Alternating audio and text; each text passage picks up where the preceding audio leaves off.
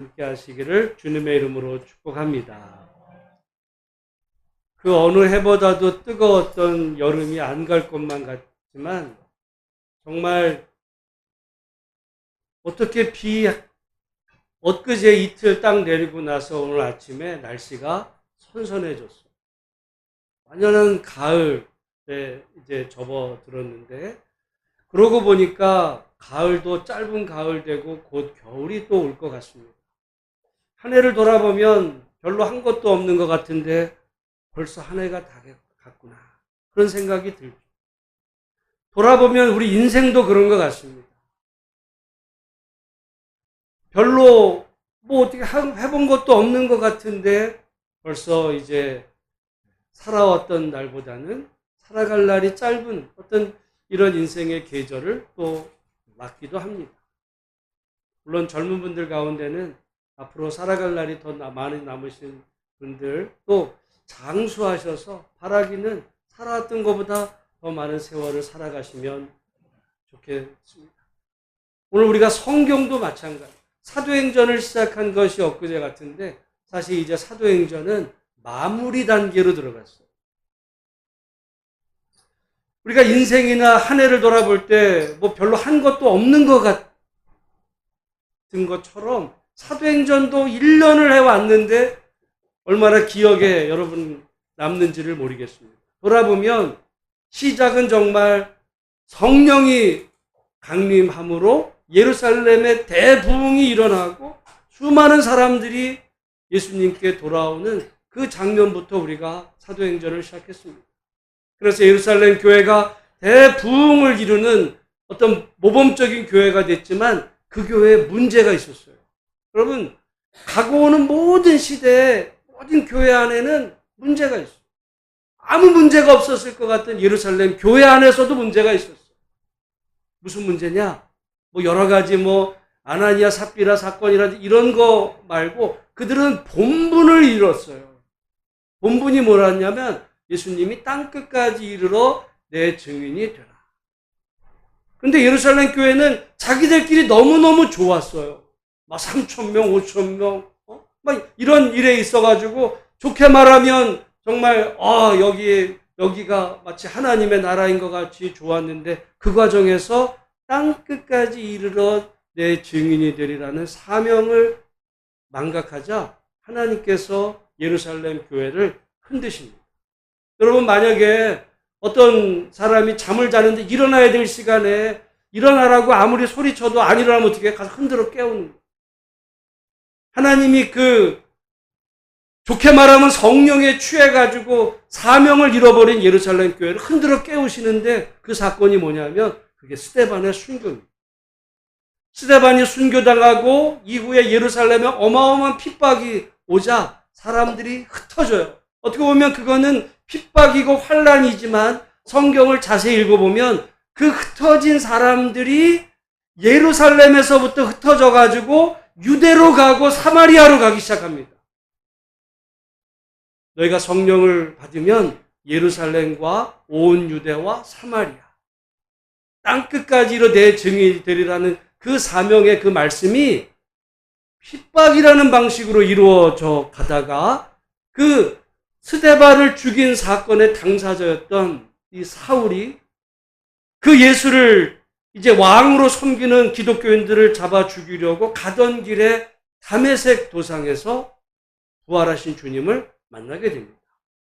거기까지가 사도행전의 이제 초반부라면 이 바울이 예수님을 만남으로 본격적으로 이제 선교 여행이 시작이 되는 게 사도행전의 어떻게 보면 본론이라고도 볼 수 있어요.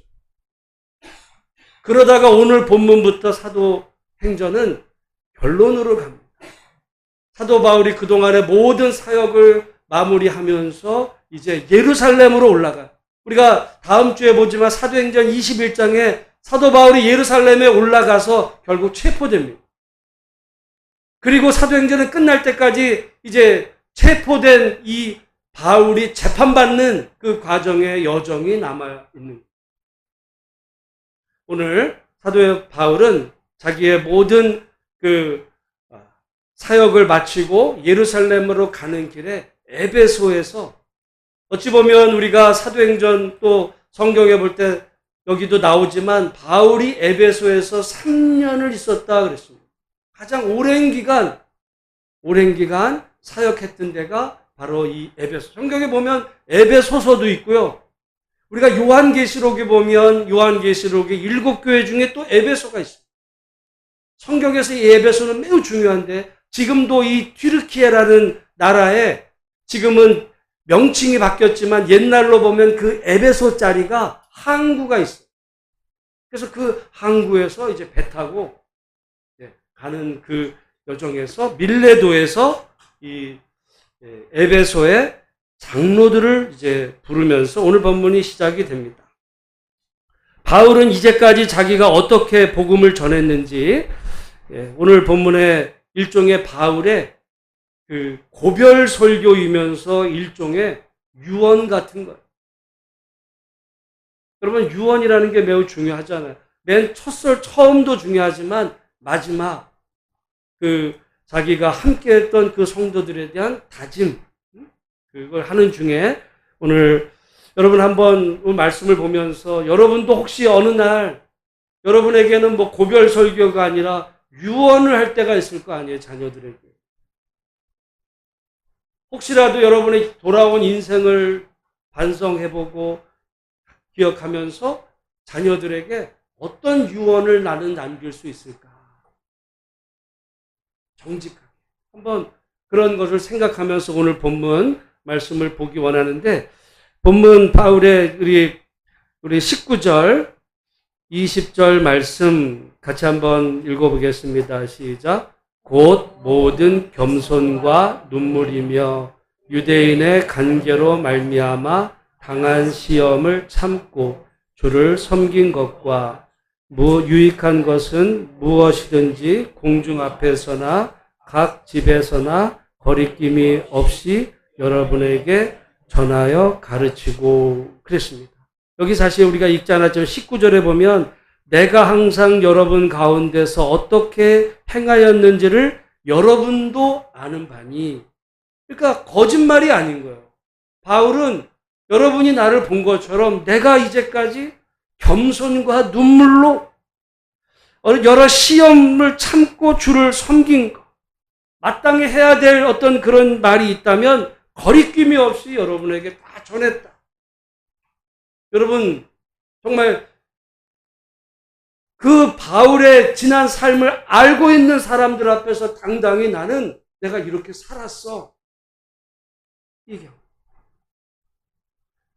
그걸 모르는 사람들 속으로 마음속으로 거짓말하네. 이런 것이 아니라 누가 봐도 바울이 그렇게 살았던 것을 인정하는 그런 믿음으로 살았다. 여러분 언젠가 우리도 어떤 사랑하는 사람들 어떤 그를 멀어지게 될 때 우리 자녀들에게도 정말 내가 자녀들 앞에서 부끄럽지 않고 내가 당당하게 내가 이제까지 하나님 섬기면서 내가 이제까지 살아왔으니 너희도 이렇게 살아라라고 정말 자녀에게 권면할 수 있는 인생을 사는지 아이들은 다 알잖아요. 그래서 내가 떠나면서 너 아파트 한 채 못 물려줘서 미안해. 이거는 그런 어떤 것에 대한 게 아니라 내가 이제까지 살아온 모습을 너희도 봤으니 너희도 이렇게 살아. 라고 말할 수 있는 그 부모로 여러분의 어떻게 보면 남은 인생 자녀들에게 부끄럽지 않은 그런 인생을 살면서 우리가 올 한 해 가을을 마무리하듯이 여러분의 인생도 정말 그런 유언장을 쓰는 마음으로 남은 인생 하나님 앞에 믿음으로 살아드리는 복된 성도들이 다 되시기를 주님의 이름으로 축복합니다. 이제 바울은 근데 그 성도들에게 내가 거리낌 없이 말했는데 뭘 전했는가? 21절 말씀 같이 읽어보겠습니다. 유대인과 헬라인들에게 하나님께 대한 회개와 우리 주 예수 그리스도께 대한 믿음을 증언한 것이라. 바울은요, 너희들 예수 믿으면 복을 받아, 부자 돼, 성공해, 행복해져. 이런 얘기 전하지는 않았어요. 하나님께 대한 회개와, 회개라는 거는 돌아온다는 거예요. 하나님께 너희들이 돌아와야 돼. 여러분, 헬라인도 당연히 하나님께, 왜냐하면 헬라인은 하나님과 상관이 없으니까 헬라인도 하나님께 돌아와야 되지만 유대인도 하나님께 돌아와야 됩니다. 유대인. 여러분, 오늘도 기독교인들, 나는 하나님 믿는데 기독교인도 돌아와야 되는 거예요. 여러분, 요즘 사실 우리 이스라엘에서 팔레스타인하고 그 이스라엘 하는 짓거리를 보면 그게 하나님 믿는 사람이에요? 그럼 마귀 짓을 해. 여러분, 우리가 인생을 살면서 하나님 믿는다고 하나님의 이름으로 마귀 짓 하는 일들이 얼마나 많은데요. 유대인이 그런데 기독교가 그 짓을 많이 했어요. 또 하나님의 이름으로 세상에서 마귀 짓을 해서 정말 세상에 이 피해를 끼친 예가 역사에 차고 넘칩니다. 여러분, 하나님을 믿어도 그러니까 잘 믿어요. 하나님 잘못 믿으면요, 하나님의 이름으로 마귀짓 한다니까요. 그래서 바울은 유대인과 헬라인에게 하나님께 대한 회개. 우리는 끊임없이 하나님께 회개라는 게 11조를 안 했냐, 무슨 주일날 내가 무슨 술을 먹어서 그런 회개가 아니라 회개는요, 돌아오는. 항상 하나님이 어떤 분이신지, 하나님께 대한 돌아옴. 그리고 뭘 전했냐면 우리 주 예수 그리스도께 대한 믿음. 여러분, 우리가 이게 너무 자주 반복하다 보니까 이 말의 의미를 자꾸 우리가 대수롭지 않게 생각하는데, 주 예수 그리스도라는 말은요, 이게 어마어마한 얘기가 붙어 있어요. 예수님이 주님이라는 얘기예요. 주님이 누구라고요? 주인님이야. 주인님이라는 얘기예요. 예수님이 주인님이라는 얘기예요. 그리고 그리스도라는 말은 메시아라는 말인데, 유대인들에게는 메시아라는 거는 왕이에요. 그러니까 이 말은 주 예수 그리스도는 그냥 입에 붙은 그냥 하는 말이 아니라 예수님은 나의 주인님이십니다.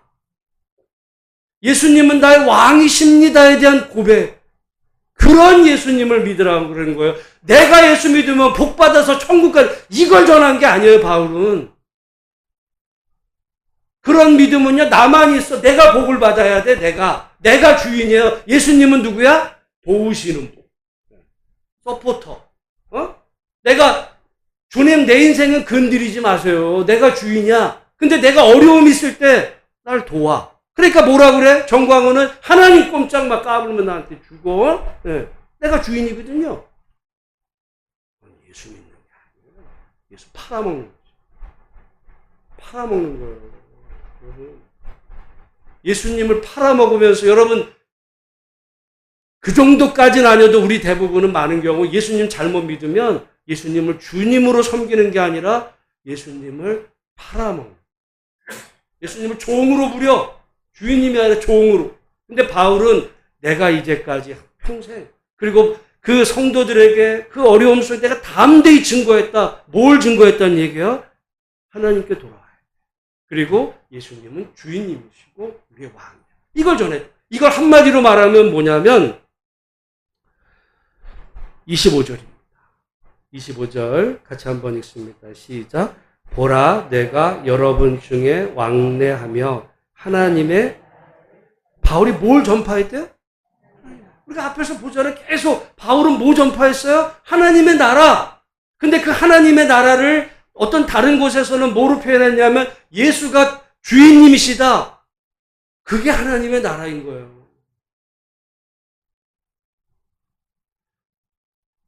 여러분, 이거는, 근데 오늘날 우리는 하나님의 나라 천국을 죽어서 가는 나라라고 생각을 하는데 이게 꼭 이런 거와 같아요. 우리 카톨릭을 보면요, 카톨릭에는 어떤 기념일들이 되게 많아요. 종교적인 기념일들이. 이게 너무너무 많기 때문에 우리 종교개혁자들이 그걸 다 없애버렸어요. 여러분, 심지어 그거 아세요? 처음에 종교개혁자들은, 여러분, 성탄절도 없앴어요. 우리가 지금 보면 이상하다고 생각할 거 아니에요. 그 정도로 워낙 중세에 많았던 무슨 기념일 이거를 다 없앴어. 근데 지금도 여러분, 캐톨릭에는 이 성모 승천일이 있어요. 성모 마리아가 어떻게 했다고요? 승천. 누구처럼? 예수님처럼. 아, 이게 성경에 어딜 나와? 근데 마리아가 누구야? 예수님의 어머니. 그러니까 이제 이거 포장을 하는 거예요. 아, 예수님의 어머니. 그래서 캐톨릭은요, 마리아에게 기도를 해. 그러니까 이게 여러분 성경에서 출발을 했던 게 이게 조금씩 돼가지고 나중에는 캐톨릭을 보면 이게 성모 승천까지 이렇게 나가요. 여기랑 여기가 상관이 없. 나는 이게 왜 얘기하냐면 우리 기독교의 천국 얘기가 그 얘기 같아요. 예수님이 말씀하신 하나님의 나라는 여기 있는데 지금 오늘 우리가 생각하는 거는 여기에 와 있어. 그러니까 캐톨릭 뭐라 그럴 것도 없어요. 우리도. 그러니까 우리가 끊임없이 성경을 보고 성경에 하나님의 말씀이 무엇이 예수님도 처음에 말씀을 전하셔서 때가 찼고 하나님의 나라가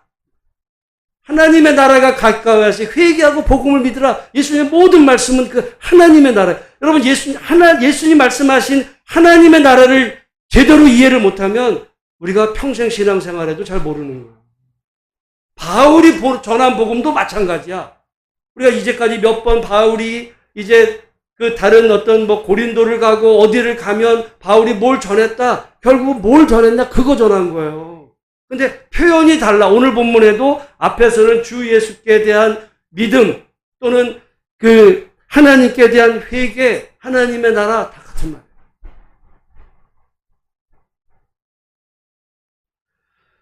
바울이 그거 전하는 거예요. 여러분 만약에 우리가 지금 생각하는 것처럼 죽어서 천국 가는 이걸 생각하면 뭘 3년씩이나 전해.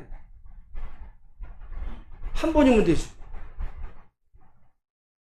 여러분 그래서 바울이 그 하나님의 나라에 대해서 하나님께 대한 회개와 여러분 우리가 하나님 나라 백성이 되려면 끊임없이 회개해야 되는 거. 내가 정말 내 인생에 누가 주인인가. 자 그렇게 해서 이제 모든 사역을 바울이 마무리했습니다. 그리고 22절, 23절 같이 한번 읽어보겠습니다. 시작. 보라 이제 나는 성령에 매어 예루살렘으로 가는데 거기서 무슨 일을 당할는지 알지 못하노라. 오직 성령이 각 성에서 내게 증언하여 결박과 환난이 나를 기다린다 하시나. 여러분 그 경고를 지금 누가 하셨다고요? 성령. 지금 바울이 예루살렘으로 가려고 하는데 너가 지금 예루살렘에 가면 환영받는 게 아니야. 너는 거기서 결박당할 거야. 너는 환난당할 거야. 아까도 말씀드렸지만 21장 한 장 넘어가면요. 실제로 체포돼요. 결박당해. 그걸 바울이 알았어요. 그럼 우리 같으면 어떻게, 내가 지금 올라가면 나 체포된대. 그럼 어떻게 하겠어요? 안 가. 나 체포되는데 왜 가? 내가 이제까지 여기 전도하면서 여기 지금도 안 간 데도 많은데 더 다녀야지. 그럴 거 아니에요. 그걸 우리는 지혜롭다고 그래. 근데 바울은 앞에 내게 그런 것이 있는 줄로 알고 성령께서 경고하. 다음 장 21장에 가보면요. 그래서 사람들이 가지 말라고 막 그래요. 가지 말라고. 그러겠죠. 근데 바울은 갑니다.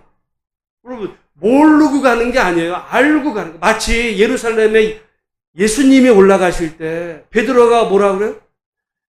가지 말라고. 그래서 예수님이 바요나 시몬아 내가 복이 있도다. 이렇게 바울을 베드로를 칭찬하셨던 예수님이 내가 이제 예루살렘에 올라가면 환난 당할 걸 말씀하니까 베드로가 안 됩니다. 이러니까 예수님이 뭐라 그래요? 이 사탄아 내리로 물러가라 그러죠. 그리고는 예수님이 올라가십니다. 모르고 가신 게 아니에요. 지금 바울을 보면서 예수님을 보는 거예요. 예루살렘에 바울도 지금 올라가면 내가 잡힐 줄을 알아. 그렇지만 나는 올라간다.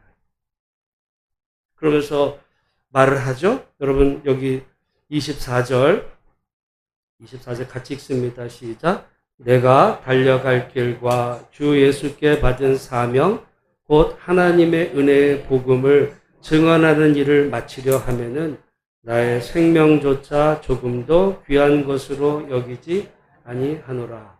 여러분, 만약에 바울이 예수 믿고 복받고 행복하게 사는 걸 신앙의 어떤 전부라고 생각했으면 자기 앞에 고난이 찾아오면 어떡하겠어요? 이건 나는 상관없어. 근데 바울은 사명을 따라 완수하려 하는 데에는 내 생명도 아끼지. 저는 이 말씀을 보면 비유가 조금 그렇지만 우리나라 옛날에 독립군들이 그런 마음을 가졌어요.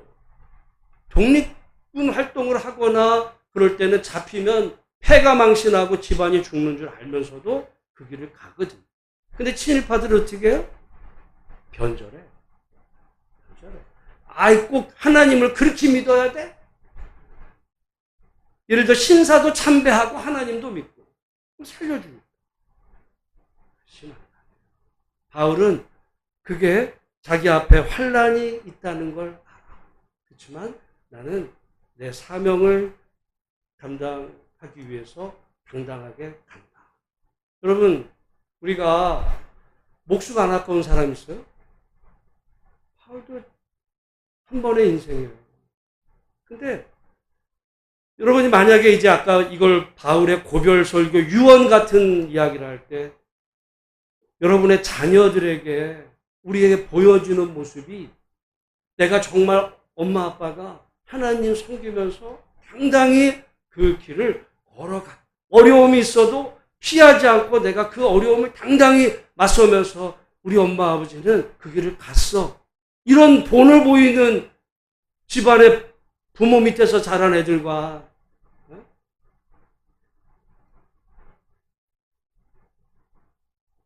지 장관짜리 시켜준다 그러면 그게 무슨 말인지도 모르고 부끄러운지도 모르고 역적 같은 이런 행동을 하면서 했어. 자기가 공직자에 올라가지고 월급 받아가지고 그래.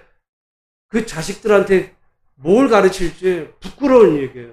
여러분, 오늘 우리가 이 땅을 살아가면서 요즘은 모든 게 다 뭐 돈, 어떤 이 물량으로 계산되는 이런 시대를 살지만 우리가 하나님 나라 백성으로서 이런 보이는 물질보다 더 귀한 게 있다는 사실을 알고 여러분 어떤 보여지는 하찮은 물질보다 정말 하나님의 나라와 그 의를 위해서 믿음으로 당당히 우리 길을 걸어가는 것을 우리 자녀들이 볼 수 있도록 그 믿음을 걸어가는 우리 성도들이 되시기를 주님의 이름으로 축복합니다. 그래서 제가 지난주에 뭐라 그랬어요? 자식은 부모의 뭘 본다고요?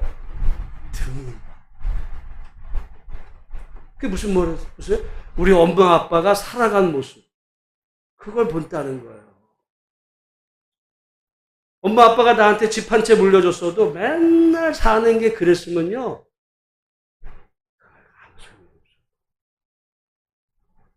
자녀는 나의 등. 그래서 여러분 진짜 무서운 사람이 누구예요?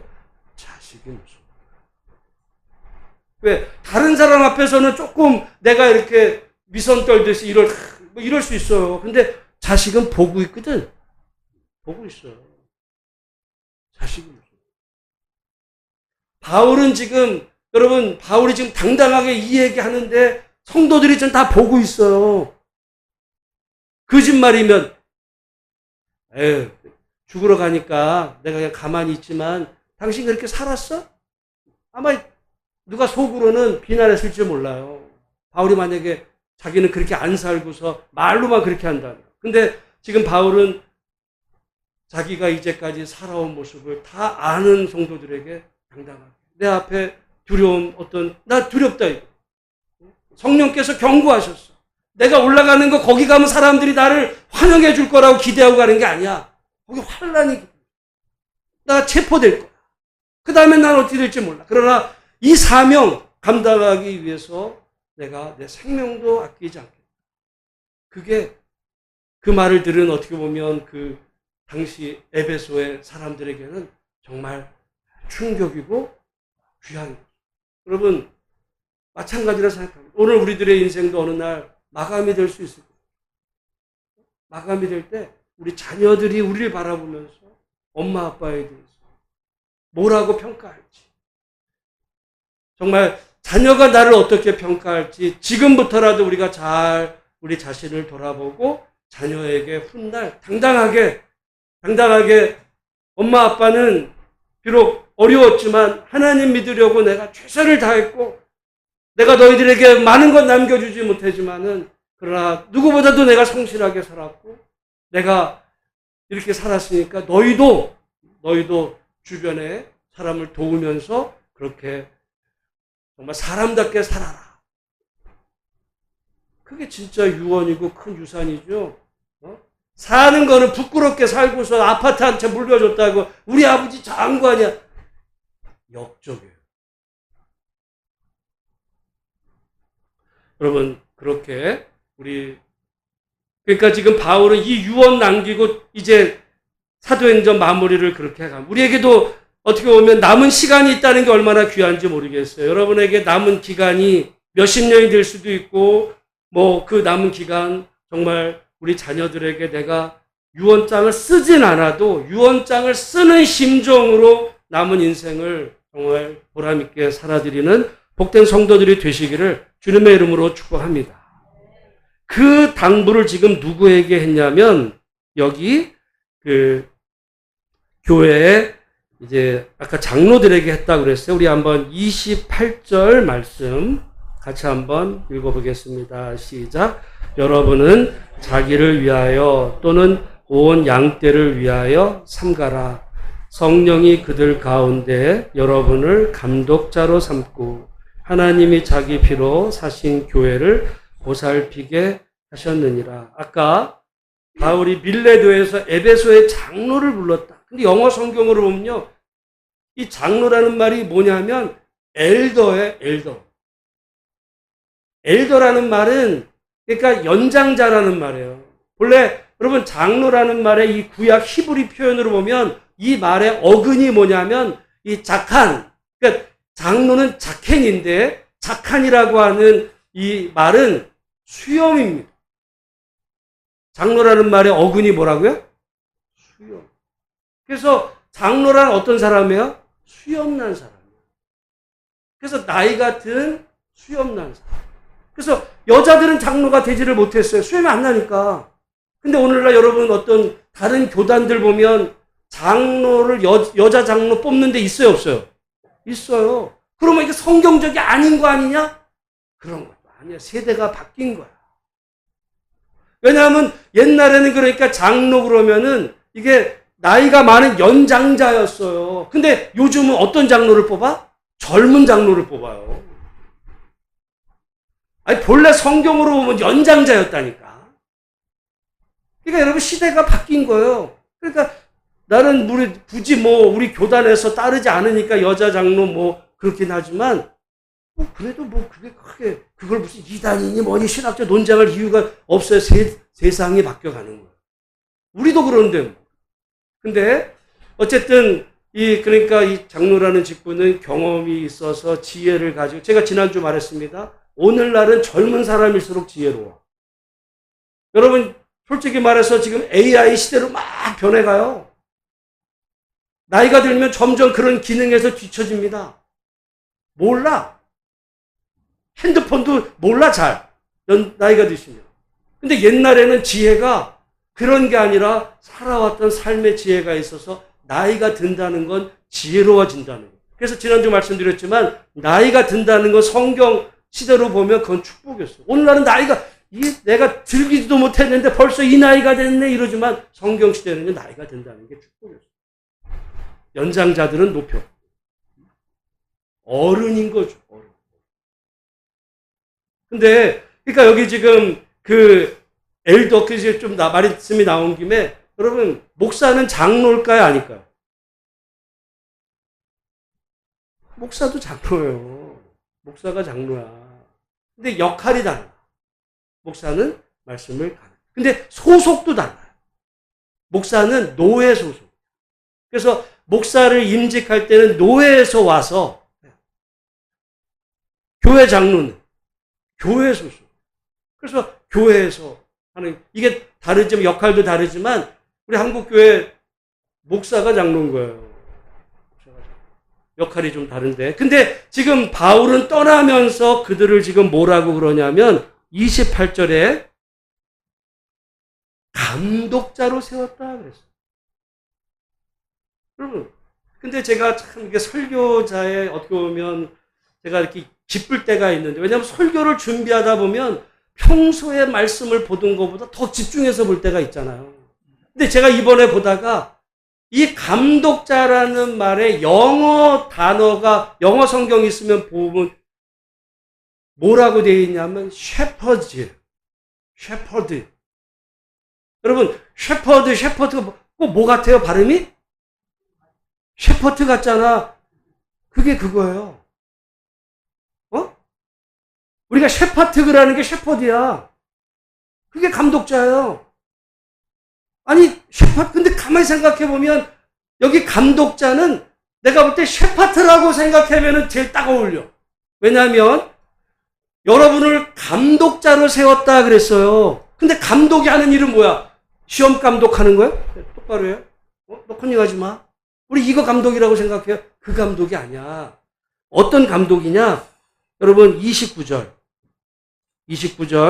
말씀 같이 한번 읽겠습니다. 시작.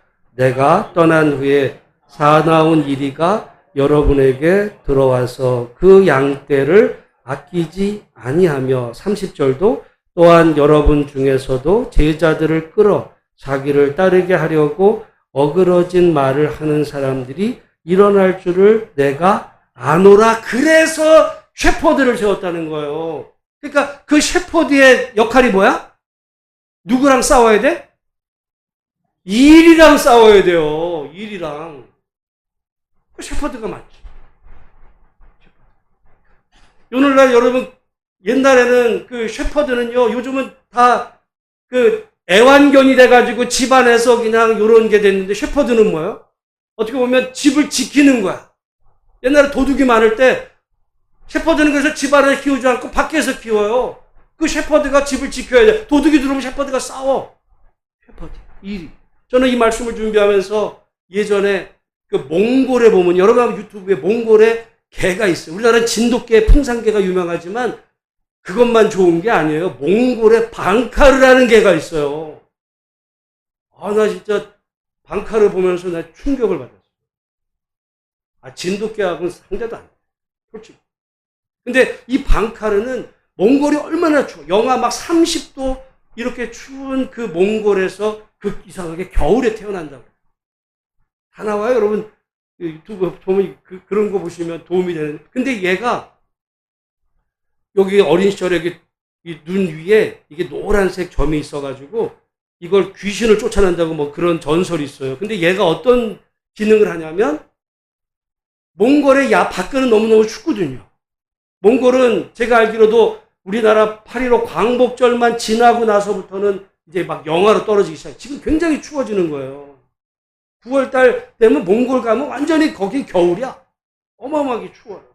그런 속에 그 몽골 사람들은 보통 이렇게 이 몽골 옛날에 몽고 텐트라고 하죠. 이런 이제 텐트 같은 데서 자고 그 밖에 몽골 사람들은 말, 양 이거 키우거든요. 근데 몽골 그 주변은 완전히 초원하고 벌판이에요. 거기 뭐가 살아? 야생 늑대들이 살아. 늑대. 그러면 이 방카르가 뭐 하냐면 방카르는요, 주인은 하루 일과가 끝나면 집에 방에 들어가서 다 자. 그러면 방카르가 밤새 지키는. 방카르는 밤새 지키는. 그래서 그런 말이 있대요. 방카르가 밤새 지킬 때 주인은 자는 거예요. 그리고 늑대가 실제로 와요. 그 찍힌 것도 있어. 늑대랑 싸워. 그게 뭐예요? 어떻게 보면 그게 셰퍼드야. 그게 감독자예요. 어떻게 보면 성경이 그게 목자거든요. 여러분, 우리가 보면 예수님 탄생하실 때 누가복음에 보면 예수님 탄생의 그 기쁜 소식을 누가 들어요? 목자가 뭐 했어요? 밖에서 양을 지키다. 그거를 셰퍼드 방카르가 하는 거고 실은 목자가 하는, 목자의 기능이 그거예요. 그래서 여러분, 우리가 시편 23편에 보면 주의 지팡이와 막대기가 나를 안위하신다 그러잖아요. 목자는 2개의 지팡이, 2개가 들어요. 하나는 막대기는 뭐야? 막대기를 양을 이렇게 모으는 게 막대기예요. 그거 제일 잘하는 개 종류가 요즘 뭐예요? 머리 좋은 천재견이 있어요.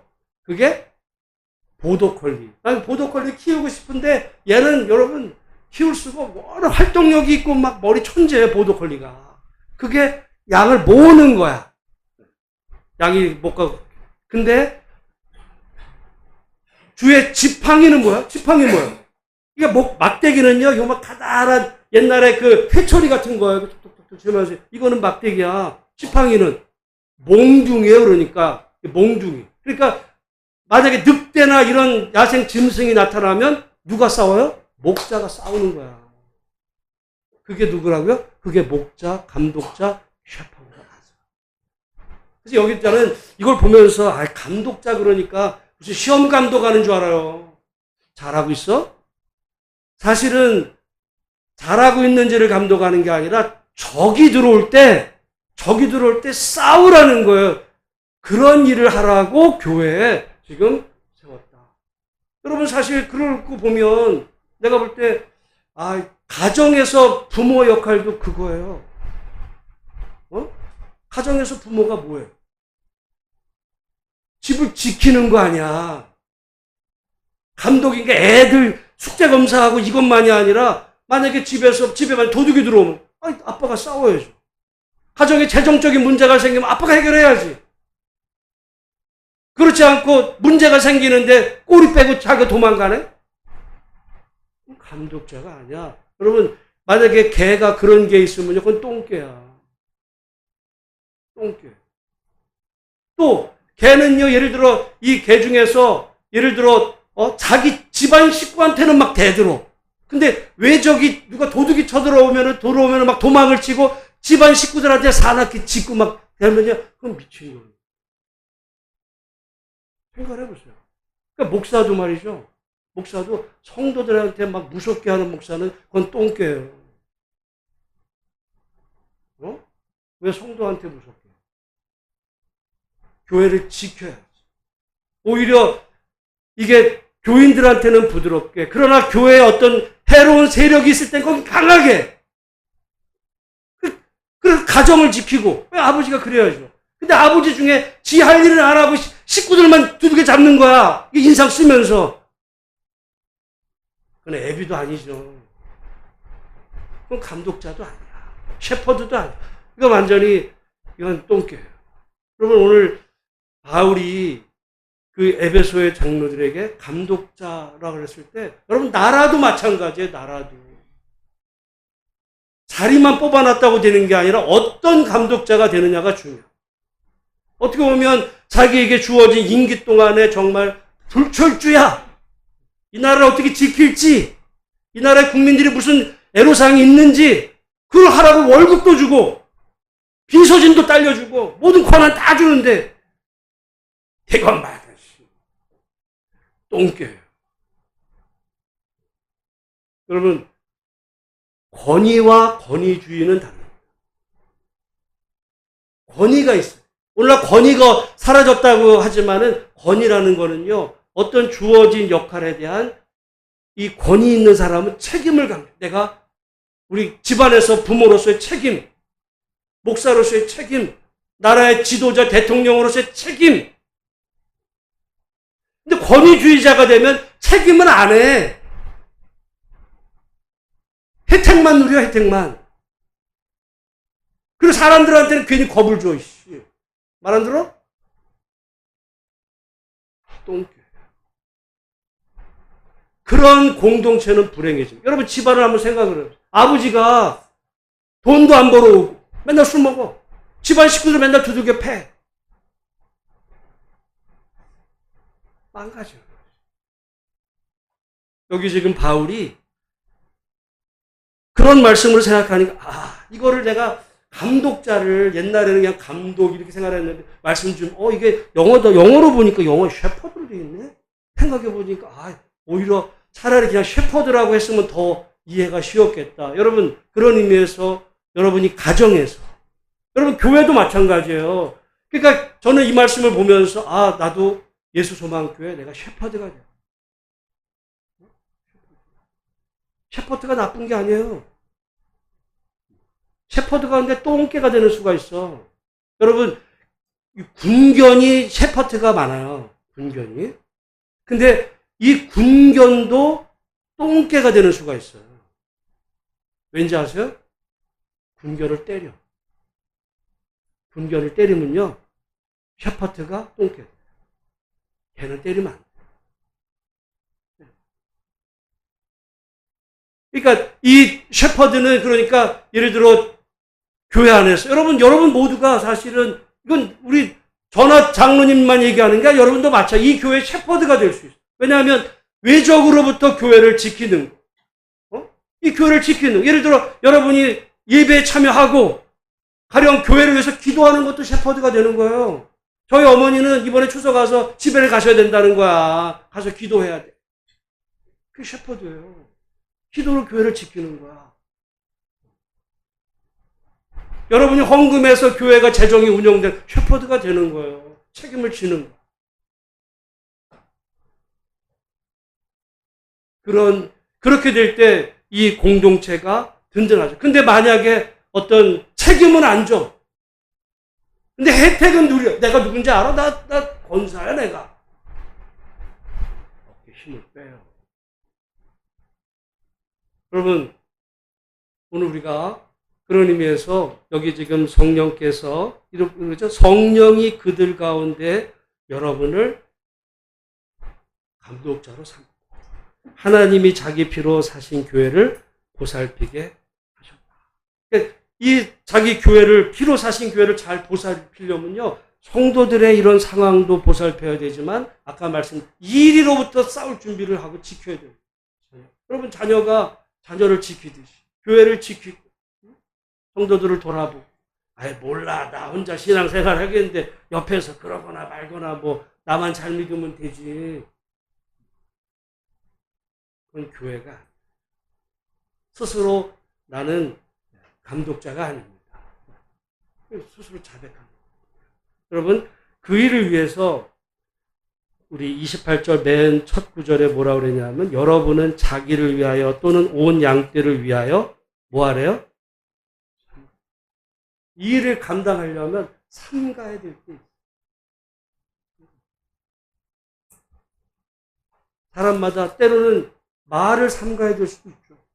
자기 감정을 삼가할 수도 있어. 어떤 사람은 지 감정대로 해. 내 생각이야. 그건 똥개. 삼가요. 삼가고 왜냐하면 책임이 있습니다. 그래서 바울이 지금 유언 같은 고별 설교로 에베소 장로들에게 이거 했습니다. 그걸 다 하자마자 나중에 이 31절에 보면 함께 무릎을 꿇고 함께 기도했더니 37절에 다 크게 울며 바울의 목을 안고 입을 맞추고 다시 그 얼굴을 보지 못하리라. 실제로 다시는 얼굴을 못 봤어요. 이제 바울은 죽으러 가는 거예요. 근데 바울의 이 말이 충격이었어요. 여러분, 저는 어떻게 보면 저의 지금 이것이 유언, 저로서도 바울의 이 말을 통한 유언 같은 이야기고 저의 고별 설교 같은 말이기도 하고 여러분에게 대한 당부이기도 한 건데 오늘 본문의 말씀을 잘 헤아려서 정말 여러분 자녀에게 성도들은 자녀들은 보고 있거든요. 나의 등을. 안 보는 것 같아도 나는 자녀들에게 어떤 부모로 기억되고 있는지, 어떤 성도로 기억되고 있는지. 그리고 이 결론적으로 우리를 감독자로 세웠다. 여러분 나라를 위해서 기도할 때도 그래요. 위정자를 위해서 기도하지 마세요. 똥개들이 있을 수 있어. 위정자로서 그 제대로 셰퍼트를 하라고. 그래야 국민이 편한 거야. 망하는 공동체는 국민은 불안해. 셰퍼트가 자. 셰퍼트는 자. 술 파티는 맨날 술 먹어. 국민은 불안해 죽겠다는데. 망하는 거예요. 여러분, 그 모든 조직의 원리는 다 똑같아요. 그래서 오늘 우리 여러분에게 맡겨진 가정, 나라를 위해서 할 때, 여러분, 그 미친 셰퍼트는 그러니까 끌어내려야 돼요. 오늘 그래서 이 나라, 우리 교회, 여러분 가정, 하나님이 맡겨주신 그 직무와 이 사명 감당하는 일에 여러분이 할 수 있는 일, 기도하면서 정말 맡겨진 사명 부끄러움지 않게 남은 평생 잘 감당해 나가는 우리 모두가 다 되시기를 주의 이름으로 축복합니다. 기도하겠습니다. 하나님 아버지, 오늘 사도 바울이 그 에베소 성도를 또 장로를 놓고 그의 유언 같은 고별 설교 말씀을 통해 오늘 우리를 향하신 하나님의 음성으로 들려질 수 있도록 복을 더하여 주옵소서.